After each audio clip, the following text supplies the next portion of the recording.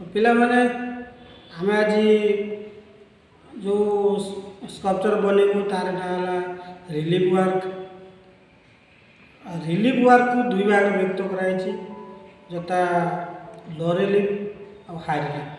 High relief process कौन आ लो relief process कौन ना लो रिलीफ प्रोसेस है कटिंग प्रोसेस रे करूँ कटिंग आउ हाई रिलीफ प्रोसेस है आम माटी को एडिंग प्रोसेस रे करूँ। जो कटिंग प्रोसेस रे करूँ से आम गोटे प्रथम एमती ग्राउंड निमती प्रथम तुम गोटे ग्राउंड रेडी कर प्रथम माटी को अल्प अल्प माटी को जो चटाणटे निआई तारी उपरे आम रखू।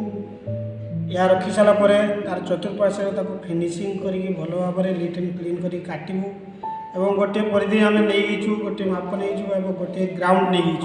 ये ग्राउंड उपर आम ड्रॉइंग करूँ। ड्रॉइंग कौन करूँ ना आम आम सिलेबस लेखा अच्छी जे फ्लावर स्टोरी फ्लावर लो रिलीफ फ्लावर।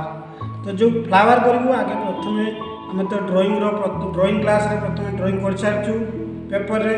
तो आम से ड्रॉइंग को एबे आम माटी उपरे आम जो बनाई माटी ग्राउंड बनाई से ग्राउंड उपरे ड्रॉइंग करूँ।